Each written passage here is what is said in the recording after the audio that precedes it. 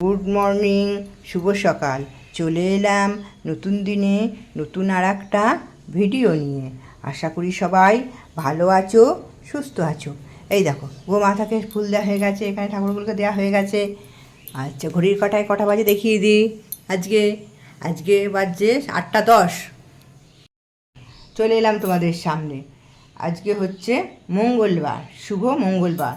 কালকে গেছে তালনবমী তিথি, আজকে হচ্ছে মঙ্গলবার। আচ্ছা,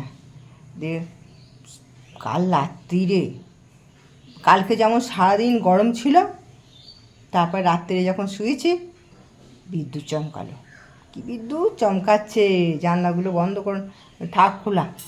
অনেক রাত পর্যন্ত ঘুম আসেনি, চোখগুলো জ্বালা পোড়া করছে আজকে। ঘুমটা ভালো হয়নি, সারাদিন গরমে ওরকম।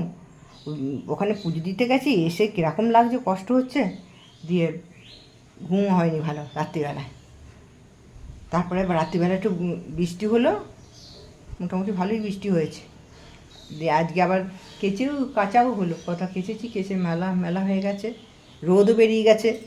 সকালবেলা বৃষ্টি পড়ছিল, কাজী দিদি বললো যে বৃষ্টি হবে, হোক গা বৃষ্টি, দুটো করে কেচে ফেলতে হবে। পুজো আসছে, বাড়িতে কুটুম আসছে, সেটা সারপ্রাইজ থাক, আসলে তখন বলবো, দেখাবো তখন। ঠিক আছে।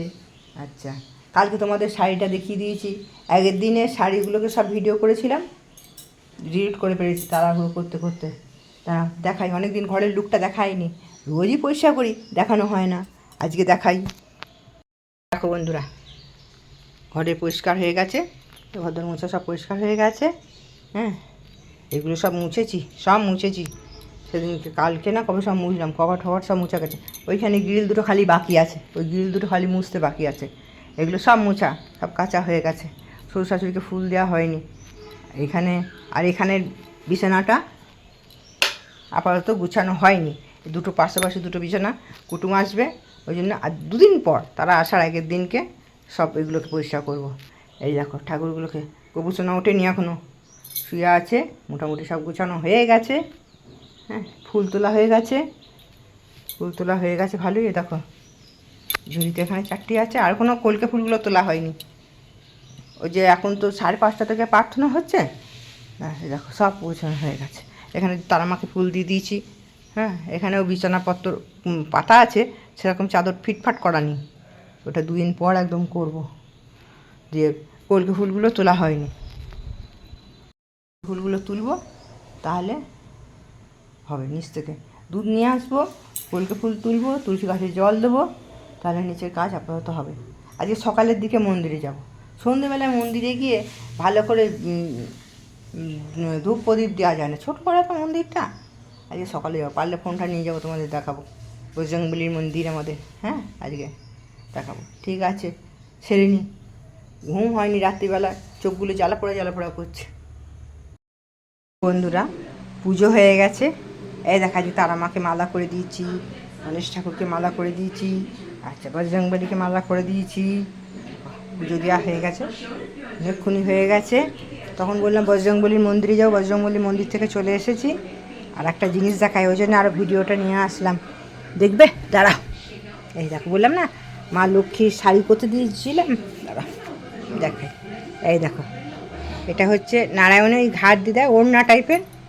আচ্ছা, এটা হচ্ছে নারায়ণের ধুতি, সুন্দর করেছে। এই দেখো, সুন্দর করেছে না? সুন্দর করেছে নারায়ণের ধুতি।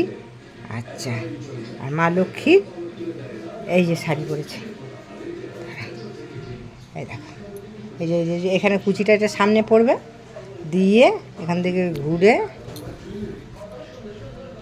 এই দেখো এরকম করে নিয়ে এরকম করা হবে। দুখানা মা লক্ষ্মীর শাড়ি হয়েছে, ওই ব্লাউজ পিস কেটে পিঙ্ক কালারের, দেখতে পাচ্ছি? এই দেখো, এই দেখো, এই যে আর একটা ওরকম সেম টু সেম। এই যে এই দেখো, এই দেখো, দেখতে পাচ্ছ? এই যে করে দিয়েছে। এটা দাঁড়া, এটা বোধহয় উল্টো দিকে দেখাচ্ছি না, এটা উল্টো দিকে দেখাচ্ছি। দেখো, ও তাই তো লেস দিয়ে দিয়েছে একটাতে। ও, এটাতে লেস ছিল, লেস দিয়ে দিয়েছে। ও, সুন্দর করেছে, সুন্দর লেস দিয়ে দিয়েছে এটাতে। থাকেনি, তাই লেস দিয়ে দিয়েছে। আর এটাতে লেস নেই, ওই জন্য বললো বোধহয় লেসটা নেই, থাক যা হয়েছে। পরে বললো পরে আবার ঠিক আছে, পরে আবার দেখাই, দেখ কী দেখাতে পারি। ঠাকুর বাড়িতে শ্রী আচার্যদেবের কাছে একজন দাদা এসে জিজ্ঞাসা করলেন, জীবনে বাধা আসে কেন? শ্রী আচার্যদেব বললেন, জীবনে বাধা তো আসবেই, বাধাকে বাধ্য করে অতিক্রম করতে হবে। পঞ্চম থেকে ষষ্ঠ শ্রেণী ওঠার সময় বাধা এসেছিল, আমি সেই বাধাকে অতিক্রম করে উত্তীর্ণ হয়েছি। রাস্তায় চলার পথে হাম্প তো থাকবেই, হাম্পের সামনে গাড়িটা এনে দাঁড় করে দিলে হবে? সেটাকে অতিক্রম করতে হবে। বাধা আসলে ভয় পেলে চলবে না, সেটাকে অতিক্রম করার চেষ্টা করতে হবে। তোরা ঠাকুরের নাম করিস না কেন? সবসময় নিজের সঙ্গে নিজের কথার খেলাপ করিস কেন? ঠাকুরের নাম করবি, ঠাকুরের বইগুলো পড়বি, সেইগুলো মানে বোঝার চেষ্টা করবি, সত্য অনুসরণ করবি, ঠাকুরের নীতিবিধিগুলো মেনে চলবি, দেখবি জীবনের সমস্ত বাধাই অতি সহজেই অতিক্রম হয়ে গেছে। জয় গুরু। শুভ সন্ধ্যা। চলে আসলাম আজকের ইষ্ট প্রসঙ্গে। পরম প্রেময় শ্রী শ্রী ঠাকুরের রাতুল রাঙা চরণে জানাই আমার কোটি কোটি প্রণাম। পরমারাধ্যা জগৎ জননীর চরণে জানাই আমার কোটি কোটি প্রণাম। পরম পূজ্যপাদ পর্দার চরণে জানাই আমার কোটি কোটি প্রণাম। পরম পূজ্যপাদ আচার্য দেবের চরণে জানাই আমার কোটি কোটি প্রণাম। ঠাকুর পরিবারের প্রত্যেককে চরণে জানাই আমার কোটি কোটি প্রণাম।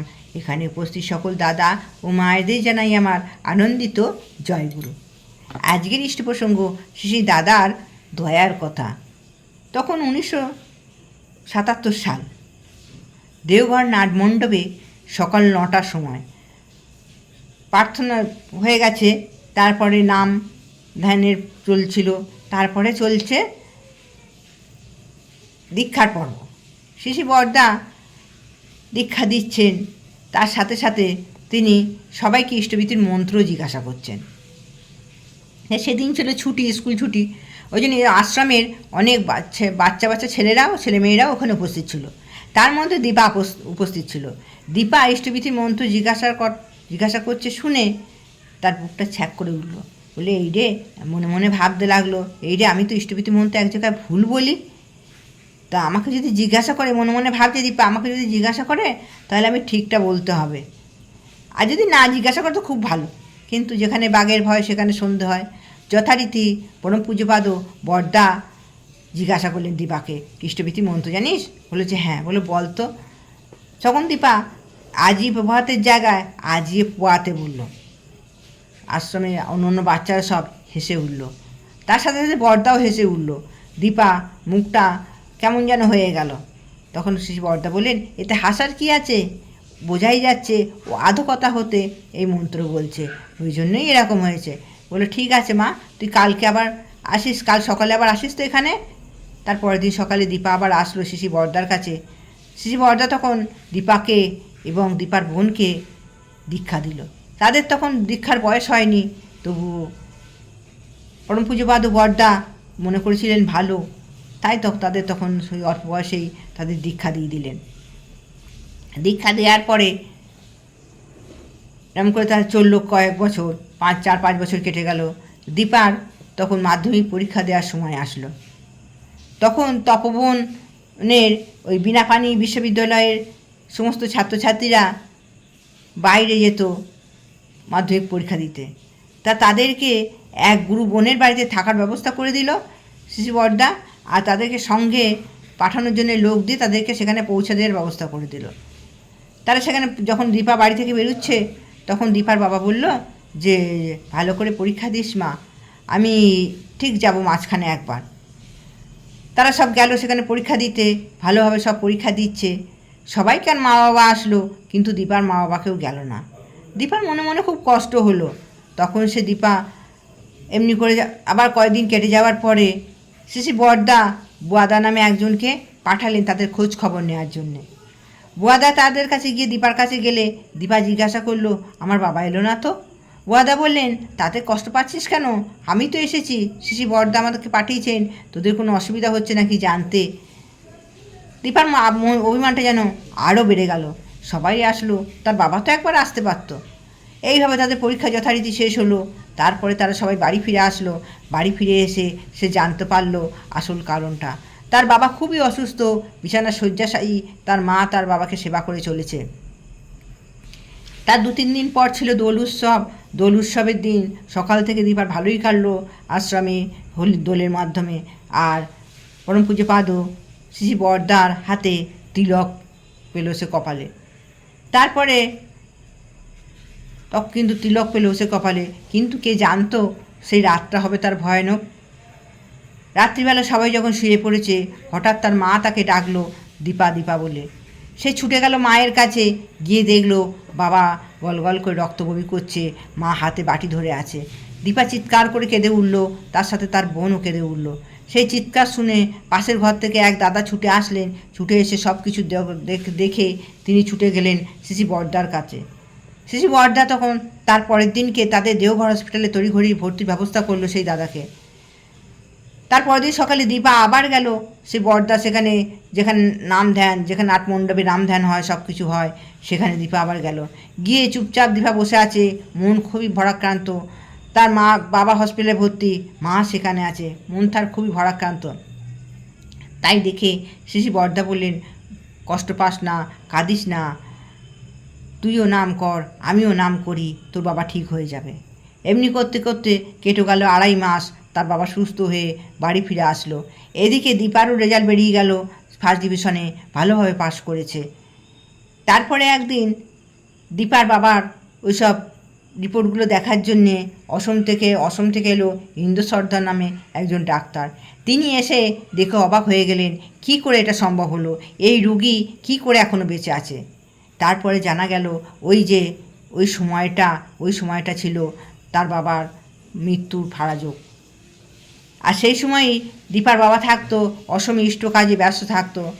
তাই তখন বর্দা বারবার দীপাকে জিজ্ঞাসা করতো যে তোর বাবা কখন আসবে, তোর বাবা কোথায় আছে, তোর বাবা কবে আসবে। তিনি আগে থেকে তিনি বুঝতে পেরেছিলেন সব কিছু, তাই তিনি ভেবেছিলেন যে তিনি বাইরে যাতে অসুস্থ না হয়ে পড়ে। তিনি বাড়ি ফিরে আসলেন এবং বাড়ি ফিরে এসে নাম ধ্যান, তার নামের ফলে তিনি বেঁচে উঠলেন। তার মেয়ে, তার শিশু বর্দার আশীর্বাদে তিনি বেঁচে উঠলেন, তিনি সুস্থ হয়ে উঠলেন, তিনি আবার ঠাকুরের কাজ করতে শুরু করে দিলেন সুস্থ শরীর নিয়ে। তাই তো বলা হচ্ছে তার ইচ্ছাই অদৃষ্ট হয়। আমার ইচ্ছা কি আমরা জানি না, তার ইচ্ছা তিনি যেটা ভালো বোঝেন, তিনি পরমপিতা ইচ্ছাই পূর্ণ হয় সব সময়। তাঁরা যেটা ভালো বোঝেন সেটাই তারা করেন। এই বলে ইষ্টপ্রসঙ্গ এখানেই শেষ করলাম। জয় গুরু। সবাই সুস্থ থাকবেন, ভালো থাকবেন।